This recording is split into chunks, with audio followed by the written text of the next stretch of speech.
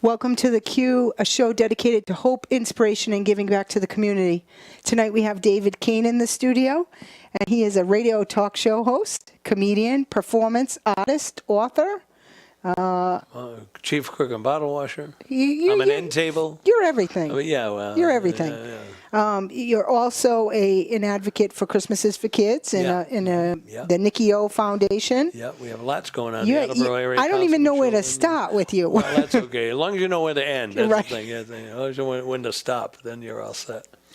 So tell me a little bit about what brought you on this journey, Dave. Which journey? Yeah, I know. Which journey do you want to start with? Which journey would you like to talk about?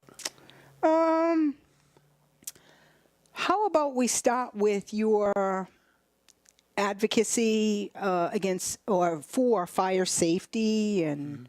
13 years ago was the Station nightclub fire in Rhode Island. It was the fourth largest nightclub fire in the country's history. Our son Nicky was the youngest victim of that fire. He was 18. And it was an incredible situation, not only for the travesty that happened to us, but to the hundreds of families who were damaged. 100 people passed, 200 people severely injured. And the nightclub was an absolute hellhole. It was overcrowded to the tune of 400 people. Wow. It was unbelievable. And the club caught fire and was down in something like 11 minutes. It was really unbelievable. And we found as time went on that people who were elected and or appointed as public safety officials didn't do their job, looked the other way, did favors for people, and the result was this terrible tragedy. And since I had experience in broadcasting, I had done radio and television and had been a performer and had worked and spoken and interviewed so many of these people that were responsible for it and state officials.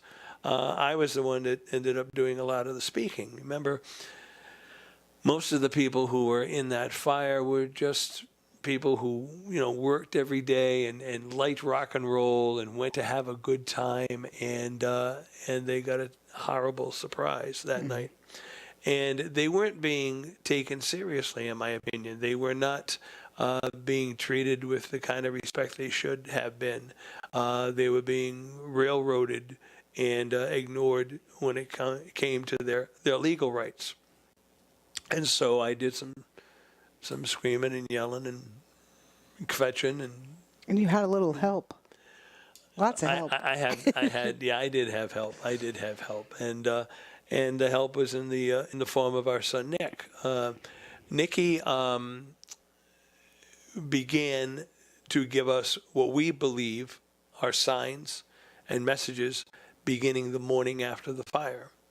Now, I should go back just a second and mention that there is a number 41 that's involved in all of this, and I should tell where the 41 comes from. I've written a book called 41 Signs of Hope. There is also an award-winning documentary called 41. And in that documentary, you see Nicky from the time he's very little to moments before he passes. And the book talks about these tremendous signs. Now, the reason the number 41, Nicky had a thing for the number 41. He'd get in the car with me, say, "Dad, look, it's 241. Or he'd see a license plate, "Dad, 41, 41. And we never knew what this was or why 41. Well, when he passed, he was 18 and 23 days, 41. The Station nightclub is latitude 41.41. The fire call box at the station is 4414.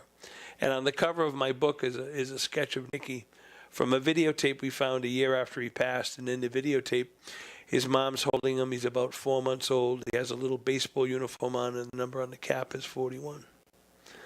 And we realized that it began way back then.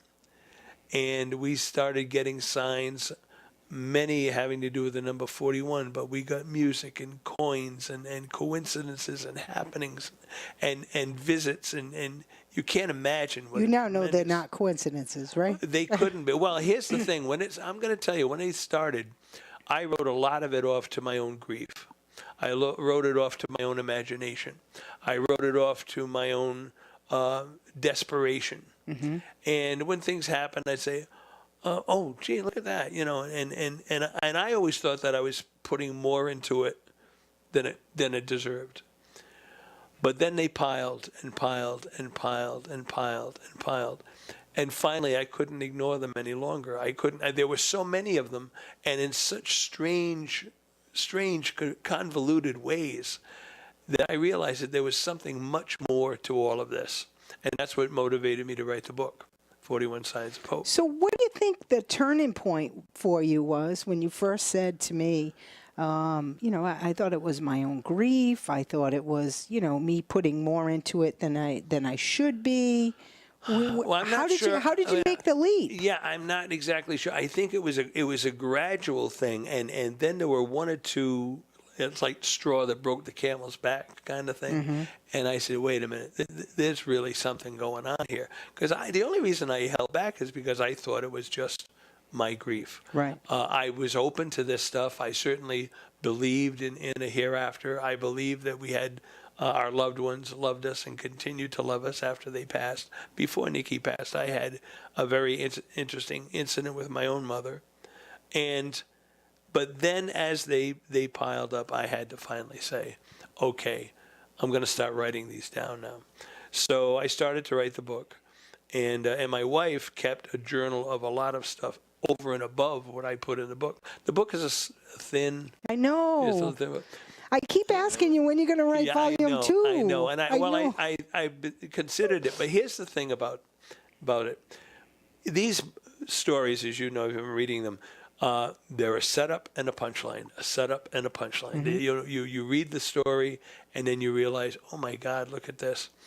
But to do another book is just more examples of the same thing. But that's okay. Well, maybe it is. Maybe it is. Yeah, maybe it is. But the idea of the book was to get people off dead center, to get them motivated, to get them thinking. I did an interview with a guy by the name of Bob Olson, who is a promoter of afterlife interrogations and mediumship, etc. He's a private investigator, and his father passed, and he decided that he was going to find out once and for all if all of this stuff he was hearing was true, and so he started. Well, I did an interview with him on YouTube. Well, it was aired on YouTube, and I just hit 139,000 hits. Wow. I have heard from all over the world. I mean, all over. Sweden and France and Germany and Australia and Scotland, and of course, all across the country. People have contacted me, either written to me or called me, and I've sold books all over those areas.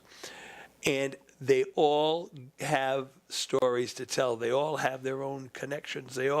And many times they've called me to get validation for themselves, hoping that it is their child that's coming through, or if they're worried that it's their imagination, that they're, they're fearful that maybe they're just imagining it. Well, I think we live in a society that is, if we can't see it, if we can't touch it. Yeah. I mean, we're so used to seeing our messages instantly now, whether it's email or text message, whatever it is. And so it is a little bit foreign, I think, to us. And also the fact there's a lot of, for instance, especially older people. Older people are afraid if they think they're getting something, they're afraid to tell anybody because they'll be in the home next week. They're afraid, somebody, oh yeah, poor Mabel, she's gone around the bend. Well, surprise, this is really true. This is happening. Right. And for guys back off on this. Guys don't get into the mediumship or because I call that the Santa syndrome. You're brought up as a kid and you're taught all about Santa Claus, and then surprise. Easter Bunny, surprise. Right? Tooth Fairy, surprise. Right? And I think that the people who are, quote, skeptical, I think they want it to be real. Who would not want this to be true? Right. They want it to be true. But they're afraid. They're afraid that Lucy's going to move that football. And so they don't invest, or they're afraid to invest. Right. And so when I do my talks, and I do, by the way, a talk called 41 Signs of Hope, and I do it for any organization. They're absolutely free. I just come and I have a PowerPoint presentation. I show evidence of the signs, many of the signs that we've gotten from Nikki, and they're really impressive. And so what I tell people is that my job is not to convince you of anything. Right. My job is just to tell you what I've experienced. And I analogize it. I say, if you come to my house for Christmas party and I tell you the buffet's in the dining room, if you don't go get your food, it's not my fault you didn't eat. That's right. That's right. So I'm just telling you where it is. Right. You go, you look at it, you examine it, you think about it for yourself, and you decide whether or not Kane's a nut burger, which he is, or if there's something here. And there are men all over the place who believe in this and are afraid to tell anybody. I'll tell you a quick story about that. This is kind of fun. I was at a hotel doing a show. And after the show, I saw a friend I hadn't seen in several years. And he said, "Oh, Dave, I haven't seen you since the fire. I'm really sorry about Nick," and da-da-da. He said, "I'm at a meeting over here." He said, "I've got a friend of mine over here. I want you to meet." So he brings this guy out, and the guy was a football player. He's huge. He's like a building, right? And he comes out and he said, "Dave, this is..." He said, "Listen, Dave, his son died of leukemia. You guys have a lot to talk about." And he walked away. Oh. And I thought, what the hell is wrong with this guy? So we talked about, losing our sons and his son's passing. And at one point I started to ask him, has he heard from his boy? Because whenever anybody says to me, "My mother died," I say, "Really, have you heard from them?" And they give me this look like, "Is there something wrong with you?" You know what? So I said to this guy, "Have you heard from him?" And he gave me this look, and I thought he was going to snap me in two. I thought he looked, and I said, and he said, "Come with me." So yeah. Nice. So I go out, and he goes outside, and we're going out in the parking lot, and I thought, this guy's bringing me outside the building so he can beat the hell out of me. What the hell? And he walks, come here. And I walk. He goes to his car, and he opens his trunk. And he reaches down under his spare tire, and he pulls out a bag, and out of the bag, he takes a black journal. And he opens it up. And in it are all of the things that he thinks are his son trying to contact him that he has shared with no one. He hasn't told anybody, not even his wife. Right, because they're going to put him in the home. They're going to put him in the home, or there's also a piece of sissy-inness or something. I don't know exactly how that goes. And he showed me. And I said, "You got to go home right now and show your wife. This is true. This is absolutely..." Of course, I had already told him about the 41 stuff, a lot of it. And he was crying. And he and I are standing there in the parking lot crying over this. I mean, it's amazing how our loved ones are trying so hard to get to us. They're trying so hard. They're tap dancing as fast as they can. And we're going, "Oh, yeah, You got sometimes you see two women in a supermarket and they're talking to each other. And one of them has a child and the child's going, "Mommy, mommy, Yeah. mommy." Yeah, okay. "Mommy, mommy." Yeah, okay. "Mommy, mommy," right? And the kid's talking about. You analogize it to two women talking about sadness that they've lost a child. Mm-hmm. And the kids are going, "Mommy, mommy, mommy, I'm right here. Mommy, I'm here." And they're so busy being aggrieved. They're so busy that they miss it. They miss it. We're going to take a break. Okay. And when we come back, we're going to talk more about the 41 Signs of Hope. Great. Be right back. My name is Carrie Quintel, host of The Q, a show dedicated to hope, inspiration, and giving back to the community. Please tune in live Monday evenings at 7 p.m. You can also watch us on a V-stream at 4dsportstalk.com. We have shows dedicated to hunger, yoga adventures, homeopathy, pain relief, and much, much more. We hope to see you Mondays at 7 p.m. Thank you.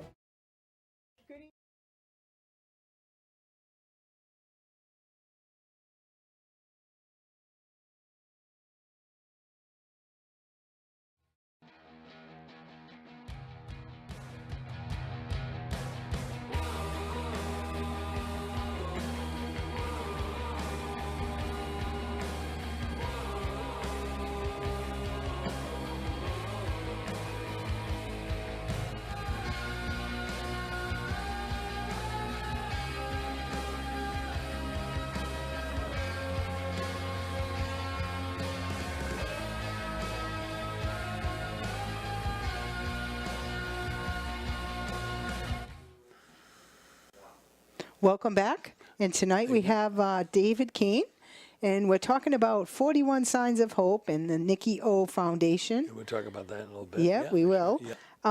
So you were saying that initially when Nick passed, you were very skeptical about this 41.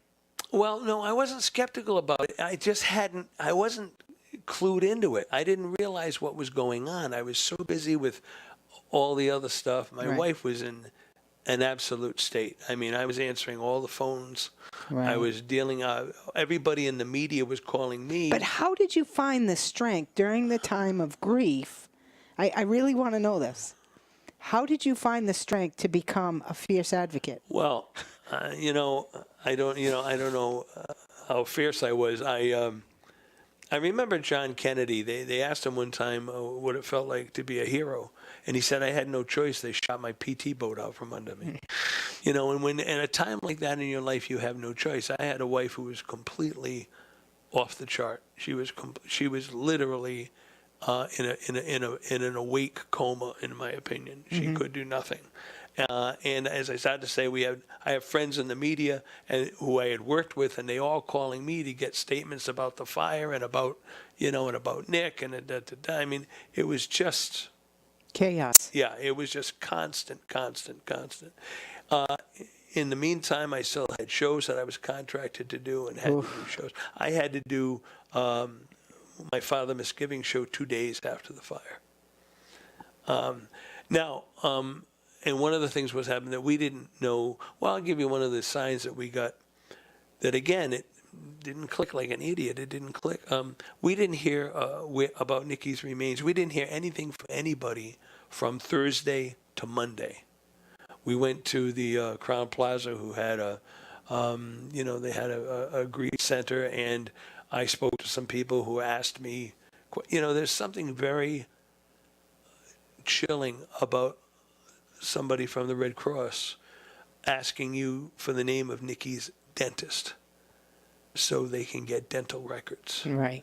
When somebody asks you that about your child, the blood drains out of your body. Even though there's something about that moment that I never forgot. But on Monday, my wife's cell phone rang, and it said Nikki. And we thought, oh my God. And I thought, maybe he got out. Maybe he hit his head. Maybe he had an amnesia. Maybe he's walking the street. Maybe, So I took the call, and there was nobody there. So I called AT&T, and I talked to the supervisor, and I told her what the story was. Because it's the logical thing to do at this point. To call right? AT&T. And the supervisor said they'll do what they could. They traced the calls, and they found out that the phone had been turned on at 10 minutes to 12 and then shut back off and then turned on again at 10 minutes to 3 when I got the call. And I thought, well, rescue workers have found the phone and they're trying to figure out who it belongs to and whatever. That day was the day that we got the call from the police about Nikki. They have to come, they have to come in person and tell you formally about your son. And that was the day. So it was 3 days later at the funeral home. The only thing we had from Nick that he wasn't wearing was the cell phone, and the cell phone didn't work. It was soaked because of the water from the fire, of course. And so this phone didn't even work. So this was Nick letting us know that we were going to hear that day and that our wait was over. And boy, did you hear after that. Every day. Every day, and it still continued for 13 years. It goes on all the time. I was just thinking, I was talking to somebody on the way over here tonight on the phone. I was remembering, this is just a little thing. Here's a little one for you. A guy in our town was running for city council, and he had rented out a little shed on a corner as his headquarters. And it had big signs on Sunday that said, come talk to the candidate, come to you. So one day I'm going by and I pull in and I'm going to talk to him. Now, maybe it was 3 or 4 years after the fire, and I was still very much on the fire laws and on a bunch of other things. So I thought I'd go in and find out where this guy stood on these issues. And I walked in and I said, hi, my name is Dave. He said, hi, Dave, I'm blah, blah, blah. And I said, at one point I finally said, well, can you talk to me about our fire laws here in Rhode Island? What's your position on that? Say the Station nightclub fire. And he said to me, Station nightclub fire? That was a long time ago. I said, no, it was only about 3 years ago. It wasn't all that long ago. He says, well, I'll tell you, what'd you say your name was, Nick? Oh, my. I said, no, it's Dave. He said, oh, geez, I don't know why I called you Nick. I said, that's okay, I do. Right. So it was Nicky letting me know that he was with me. Right. You see what I mean? Yeah. I mean, everywhere, things when you never expect it. Things, even to this day, things will happen, and it won't occur to me until after that was Nick. Right. And I'm looking for it all the time. I'm on top of it. So people need to know that it's there for them. Their loved ones are here. That their loved ones are right with them. And we're the ones that have to learn how to recognize it. Right, right. And to acknowledge it.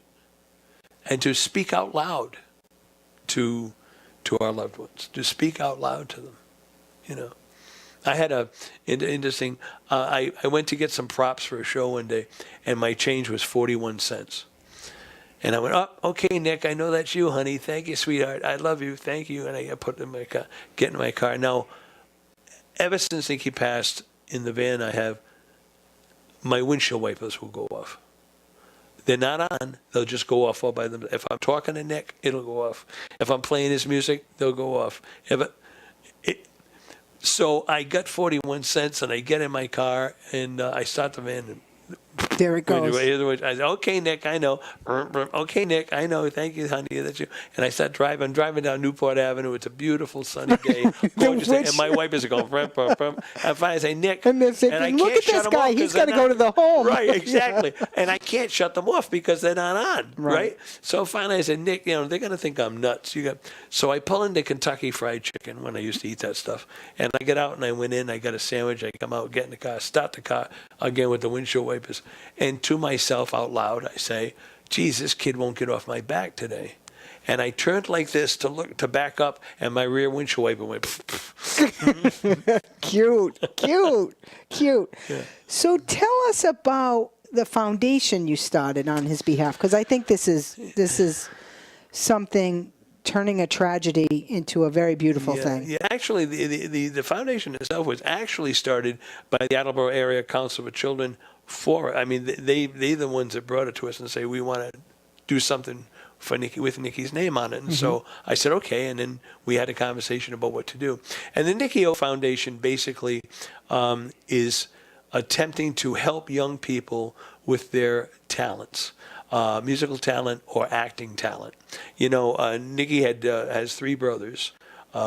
Chris, the oldest, was a stage director in New York. His second oldest brother is with the San Francisco Opera. His third brother is an actor.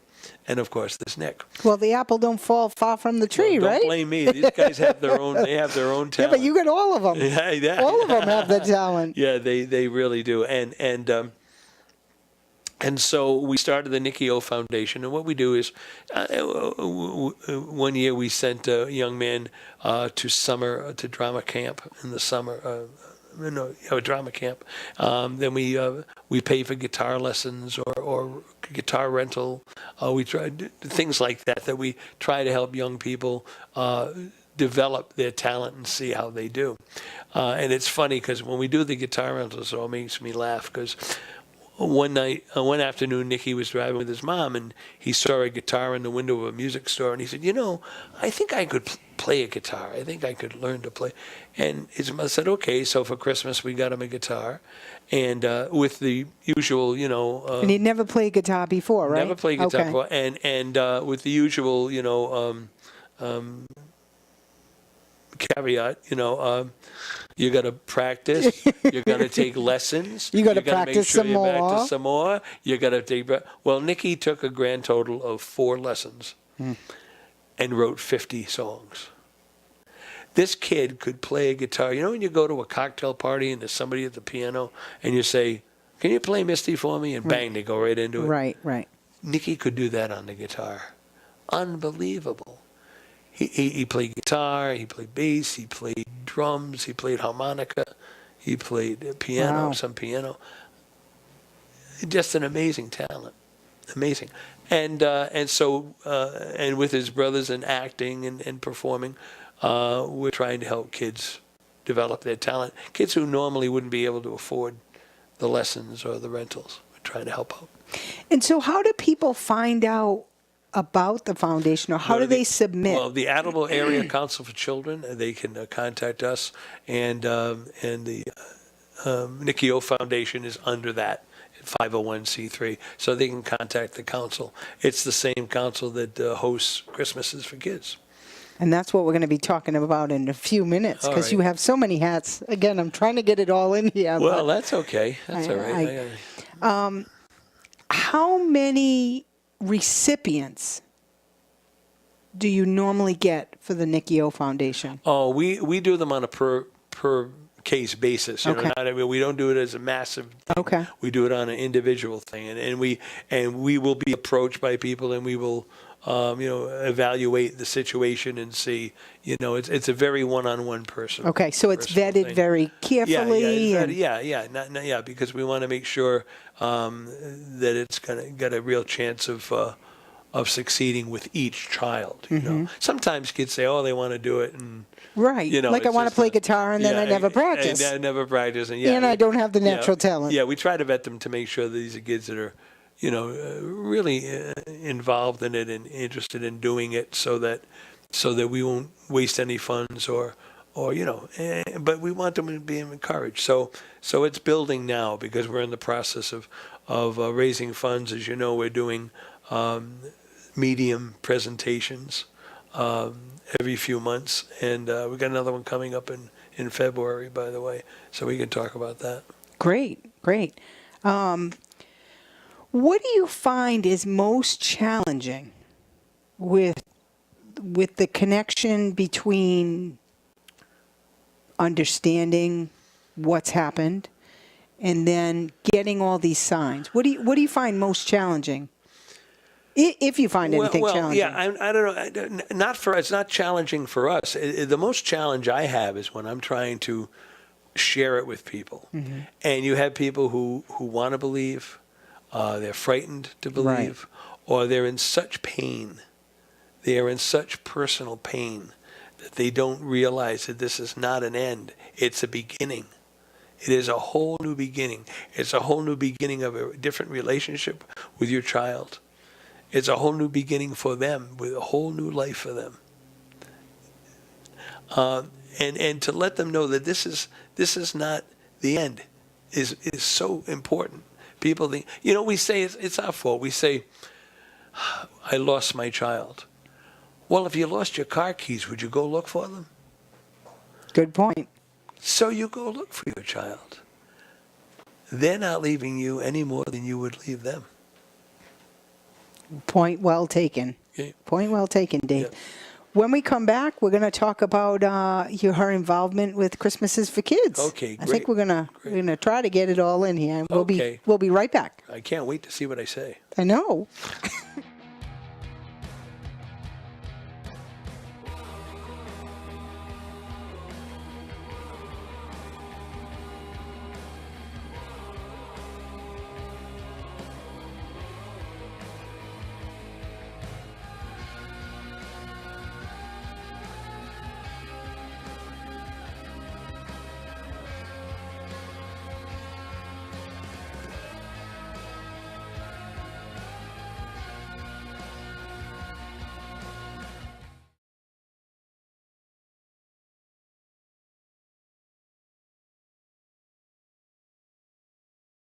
evening. My name is Carrie Quindell, host of The Q, a show dedicated to hope, inspiration, and giving back to the community. Please tune in live Monday evenings at 7 p.m. You can also watch us on a V-stream at 4dsportstalk.com. We have shows dedicated to hunger, yoga adventures, homeopathy, pain relief, and much, much more. We hope to see you Mondays at 7 p.m. Thank you. Welcome back. We're talking to David Kane, and we were talking about the Nikkyo Foundation and 41 Signs of Hope, and the Station nightclub fire. And now I want to talk about you as the founder of Christmases for Kids. Yeah, well, and how that was a wonderful opportunity for me. And this is what year? Well, on 1983, I was working at WARA. I was a midday talk host, and I was actually I started there in the December of '82, and then in '83 I became the program director, and then the same year the general manager of the station, and during that time I had come up with this idea. You know, when I was a kid, my mom was a single parent, and one year, I think I must have been about 12. My mother worked at Hasbro, and she was laying down. It was Christmas Day, and I had gotten this really crappy piece of plastic junk as a toy. A couple of little things.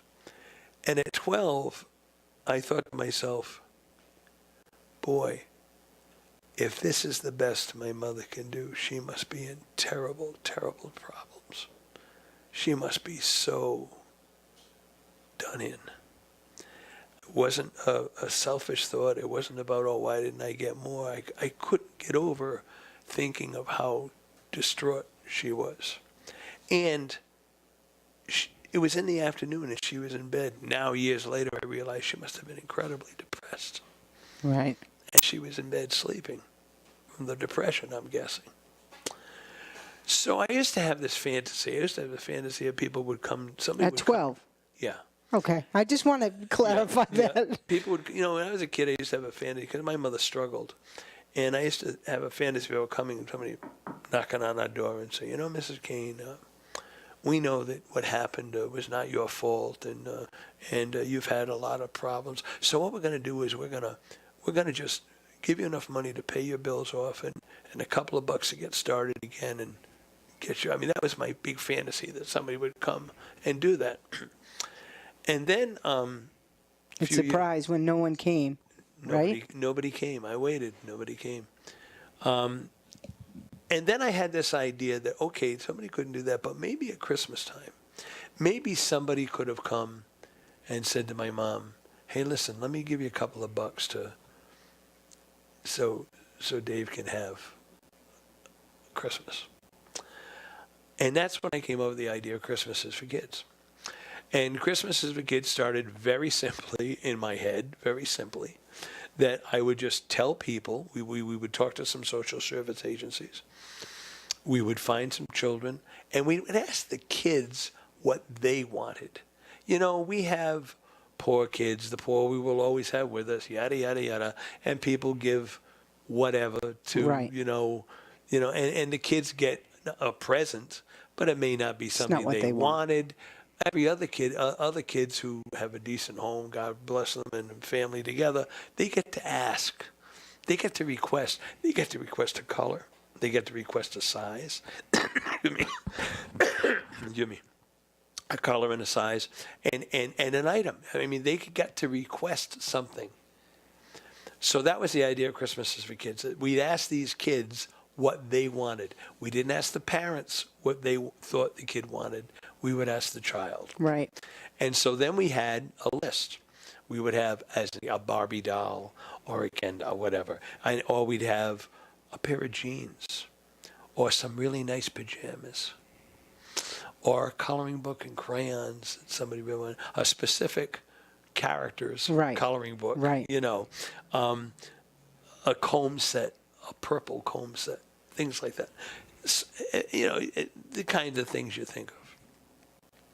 So I would go on the air with the rest of the people on the air. We wrote up the stories, and we'd go on the air and we'd say, okay, Carrie is 9 years old, and Dad's not around, and Carrie's mom has her and her sister, and Carrie would love to have her own sequin top that she's always wanted, a blue sequin top. Right. And yeah, it's size whatever. And then people would call us and they'd say, listen, I'm going to get Carrie's top. And so they'd get Carrie's top, and we'd see to it that Santa delivered it. Now, the first year we did this, we had 50 kids. Wow, in the first year. First year. That's 50 1983. kids. 83. We had about 50 That's kids. a lot of kids in back then. Well, it was surprising, and we had them done like that. Over the last 33 years, and we just closed the 33rd year, we have an average of 800 to 1,000 children every year. Wow. And 800 to 1,000 children get Christmas every year through this program. But here's the cool part, the really cool part.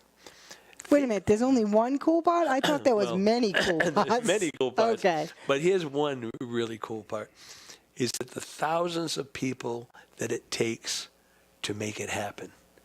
The thousands of people who get together and take families, they take whole families, they take 3 or 4 kids, and they go out and they do the shopping and they bring the stuff to us. I mean, so we have the 1,000 kids and the several thousand people who have contributed in one form or another. We have senior citizens who knit toques and mittens and blankets, and you wouldn't believe it. Excuse me, you wouldn't. It's great. And so it's a huge, huge operation of giving, of all kinds of ways.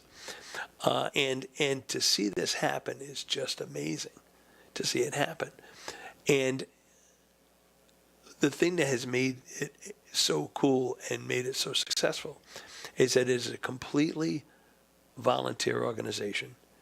And the people go and buy the item themselves. They're not writing a check to us. Well, a lot of people do write checks to us. Or some people donate. Yeah. Oh, yeah. And we use that money and we do shopping. There are things that we don't get that have been requested, and we go get it. We do shopping. We do all kinds of specials in the summer. We have black belt shoppers who go out and get all of the savings, etc. And so, but Professional shoppers, we call them. Exactly. Or professional elves. And people know that their money is going to the right place, because in most cases they've purchased the item themselves and delivered it.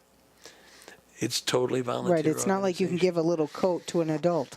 Exactly. The very worst that could happen is a different kid gets it than the one you think's going to get it, but that never happens. But I'm just saying, Right. So that this program is so cool and so clear and so clean and so crisp.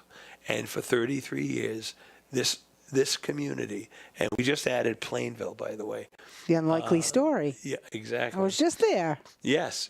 I mean, all of the people that have helped us out, and now it's expanded to Plainville, so that we are making sure that this continues. And some years it's a little over 800. Some years, more than a couple of years, it's been almost 1,000 children. But at the end, it's done. It gets done, and it's cool. But I don't know how you all get it done in such a short period of time. Well, it really isn't done in a short period of time. It's done all year long. Okay. As I said, we have the black belt shoppers. They go out. We have stuff that's donated to us during the year. Manufacturers who give us coats, as an example, and different, there's all kinds of people call us up and say, hey, listen, would you like to have this? Yeah, absolutely. Right. Because what we try to do is, if a child asks for a couple items, we do that. And then we try to fill it in with some other items, some surprise items, things that, so we go through every bag, we check it against what's That's only if they're be. on the nice list, right? Oh no, they all get it. There are no naughty ones. I'm the only naughty one in that group, and so it goes on constantly, and we have it down to a tremendous science. And the people who do all the work, the people who do all the real work, my job is to say, I'll hold your coat, you go do it, Yeah, you're retired, aren't you? Yeah, I'm retired. Allegedly. But these people are just tremendous, and they work like one fist. You have some wonderful people. They really, really are tremendous. And it is a wonderful feeling to be a part of this. I'm on the board of the Attleboro Council, which hosts it, of course. And it is just a terrific group. And we have so much fun. And we all feel the same way. We all have the same attitudes. And it's just been great. And now I tell you one quick story. It's funny. There's a guy by the name of Lenny Baxendale who worked in Attleboro in social service. And he was one of the people that I brought in the first time 33 years ago and sat in this meeting and told them what I wanted to do. They were all gave me this look like, Wow. who's going to do that? Right. Lenny especially, I was told later, they get on the elevator and to go down, and he's saying, this guy's out of his mind. Right. There is no way. He needs to go to the home. Yeah, exactly. People are never going to go out of their way and buy toys for some kid they don't know at Christmas time when they've got their own kids to buy for. Yeah. Now, he wanted it to be, of course, but he thought, never going to happen. Well, year after year after year, it would be bigger and bigger and bigger. And every year, Lenny would come to pick up his stuff for his people. And I'd dig him. I say, Lenny, you're right. This is never going to happen. Yeah, this can't work. He said, yeah, I know. It's all right, next year. Now, it became a running gag. Well, Lenny passed. And last week, his daughter came in with her toys and gifts for the program in Lenny's name.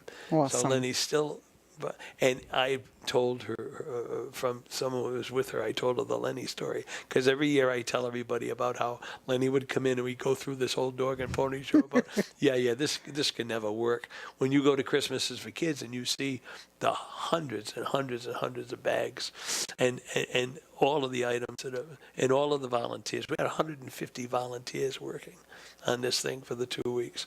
It's astounding. It is astounding. And to bring them in and to have and so to say, to say, oh no, this is never going to work, and have a laugh about it. It's great. It's really terrific. But what an awesome feeling to even see it through generations. It is. We have people, by the way, another story for you. We had a family one year. It was Thanksgiving. They were all sitting around the table, the family, and the kids were saying to their mother, Ma, we can't believe it. You didn't have two nickels to rub together. How did you ever give us that Christmas? We got what we wanted. How did you ever do it?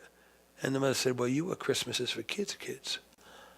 And they were shocked. Of course, when you're a kid, you don't know you're poor. Right. You don't know. They never knew. I mean, they knew about the program, but they didn't think they were in the program. Right. And when they found out they were in the program, that was the year they started coming and volunteering and, of course, contributing, and every year now. And we have so many people who themselves were recipients of the program and now Are giving back. Are part of it and giving back. Absolutely, yeah. That's amazing. Yeah, and we have classes that we give to the parents to help them learn. The old thing about I can give you a fish or I can teach you how to fish. That's right. So we do both. We give them something and then we help them to learn. And one of the women who is in those classes, who is in our program for about, I think, 4 or 5 years, she opened her own company, or opened her little store, her own business, small business. And this year she makes, I don't want to say what she did, but yeah, she fine. makes something. And she gave something to every single child in our program. Oh. And we said, well, this is going to be over 800 people this year. It doesn't matter. I want to do it. And she gave this special item to 800 and change kids. Well, we are going to be right back and talking about great. your lifelong dream come true. Yeah. Christmas is for kids. So we'll be right back.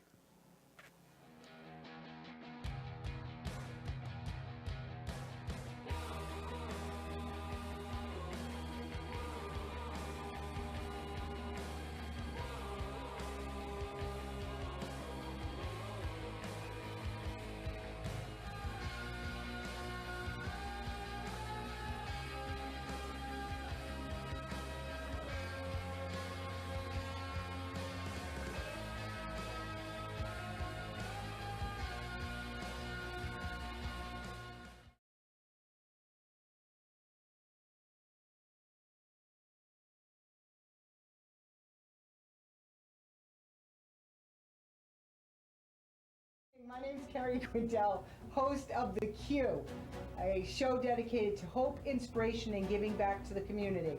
Please tune in live Monday evenings at 7 p.m. You can also watch us on a V-stream at 4dsportstalk.com. We have shows dedicated to hunger, yoga adventures, homeopathy, pain relief, and much, much more. We hope to see you Mondays at 7 p.m. Thank you.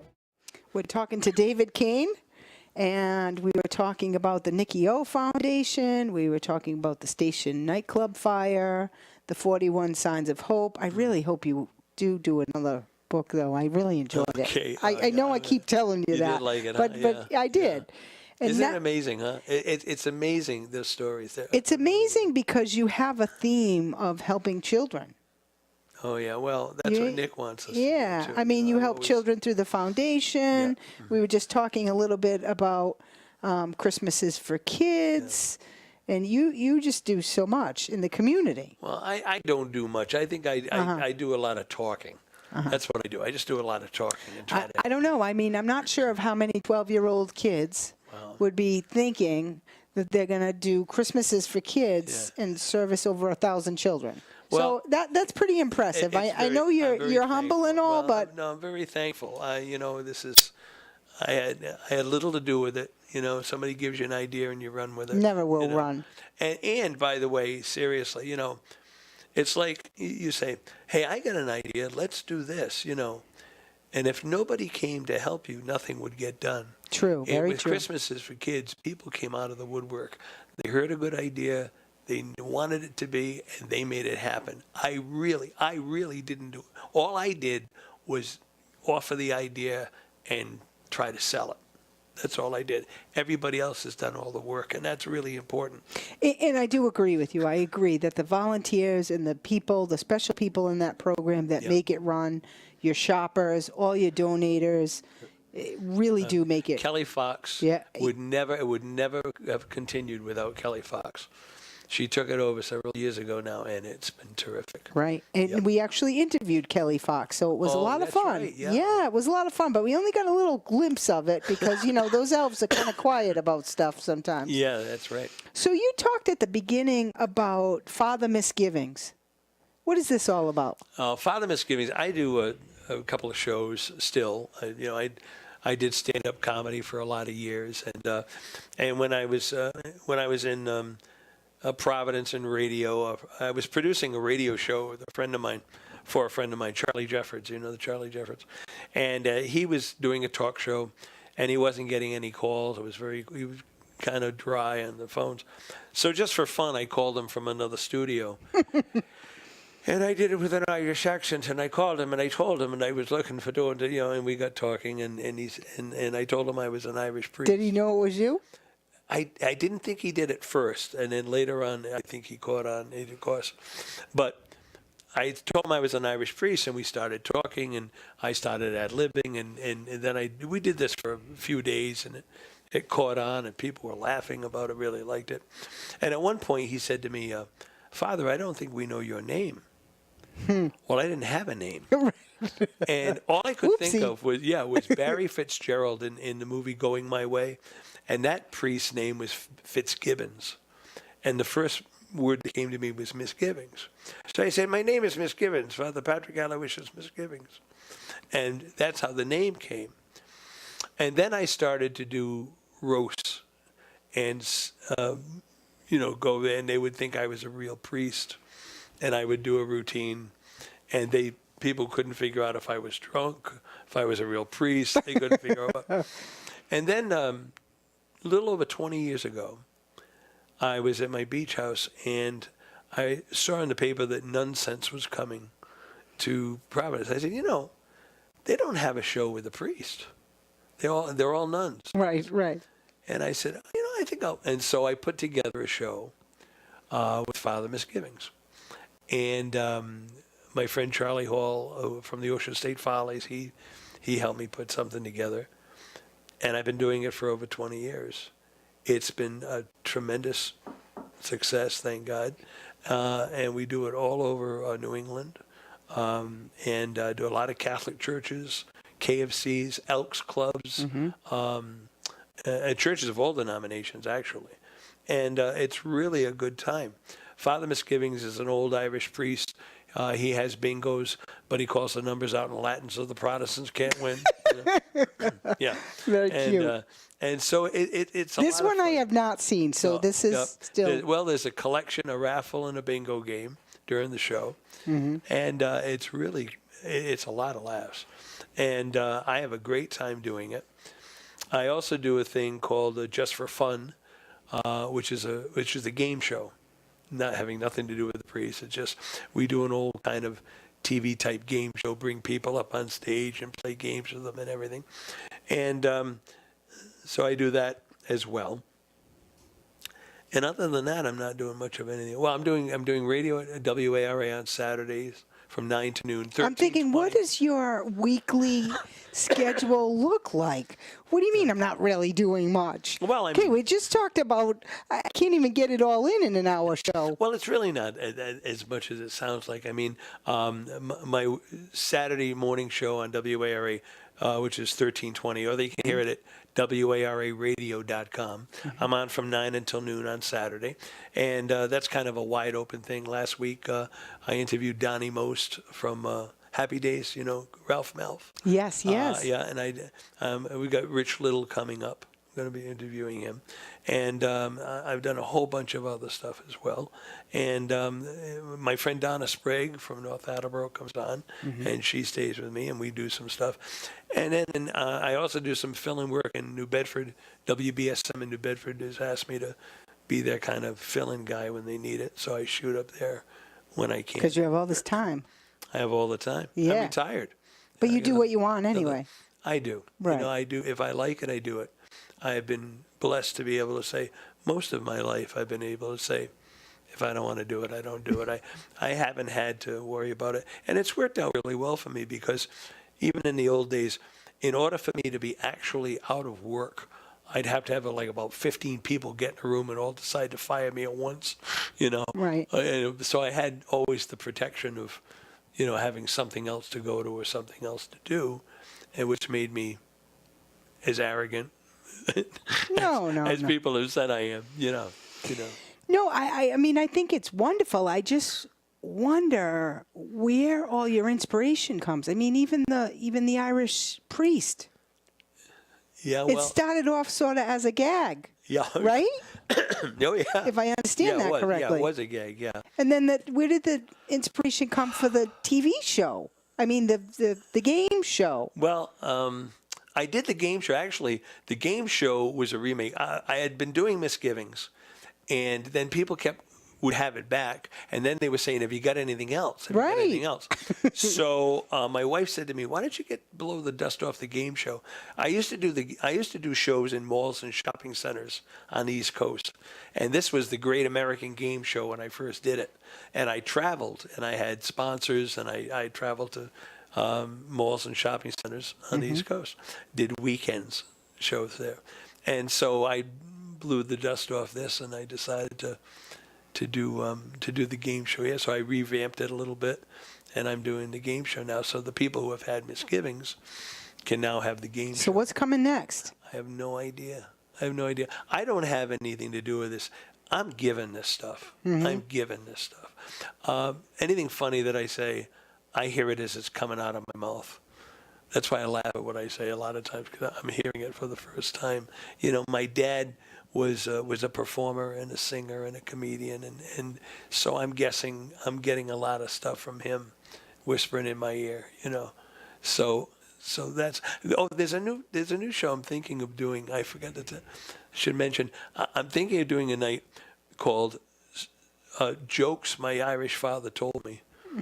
Where I just sit and tell Irish jokes. Just sit and tell stories. Just jokes. And when is that coming out? Oh, I haven't finished it yet. I'm putting it together. Putting it together now. Yeah. So is this a secondary to Father Misgivings, or is this a... Well, it'll be like in the mix. In the mix. You can take your choice. You can pick. Have Father Misgivings or you have the game show. Right? Apologize for my cough. Oh, no worries. I know it's a tough time of year for coughs. So when do you hope to have that all? Well, I'm putting the material together now. I mean, this is going to be a lot Like of these fun. are big projects. These are not just little skits for 5 minutes. Well, yeah. Well, that's the thing about Misgivings. That was the frightening part of Misgivings. When I first did Misgivings, that was really frightening to me. Because when you do stand-up comedy, and I did a lot of it for years, if you get up there and you're starting to bomb, you can say, oh, well, my time's up. I'm going now. And you can get out of there. Right. But with Misgivings, it was a dinner theater. So people had to You hide. sit through the whole dinner. You got to the dinner, but they're expecting an hour and 15 show, and you can't just say, well, thanks a lot, here's the two jokes, I'll see you later. Yeah, right. You can't do it. So that was really nerve-wracking to me. But this show scored from the beginning. I was very lucky. It scored. Never had a bad night with the thing, which is really amazing. And so that was a little nerve-wracking. And the new thing with the jokes, I'm thinking it's going to be a lot of fun because people love hearing stories, and so I'm putting some stuff together to have some laughs and see if it works. Oh, I think it'll work. Yeah, I think it'll work. We'll see. The question is, where's it going to go next? Yeah. Because that seems to be the story of your life. Well, I try to keep things going. Yeah, I try to keep things different. I mean, the pursuit of it is the most fun to me. The pursuit of it, The pursuit. Doing it is fun, but coming up with the idea and developing it and seeing if I can get it booked and seeing if I can score with it, have it be a success, and then I'm ready to think about something else. So you must have a lot of feedback from people who have been to these. Oh, yeah, tremendous. Yeah. That they love it. Oh, yeah. I mean, it's And comedy's very so gratifying. important. Yeah, it is. It's very important. And this show, Misgivings, has a message to it. And the message that is weaved in and out, because there are some poignant moments, some gentle moments in the show. It isn't just jokes. Right. There's some gentle moments. And the message of the show, and I read a letter that is allegedly from God at the end of the show. And the message is that God loves you no matter what, just the way you are, and that there's nothing to fear. And the end message is just do unto others. I think that's absolutely fabulous, David. And I have a quote I'd like to sort of end us with. And I found this, and it's by Tracy Chapman, or maybe reprinted. Yeah. And it says, I've seen and met angels wearing the disguise of ordinary people living ordinary lives. And that's exactly what makes up our community. So thank you so much again for joining us tonight. Thank you very much. This is great. It was great. I love being able to sit and brag. Yeah, Isn't that nice? well, we love for you to do it. So thank you so much. Thank you very much.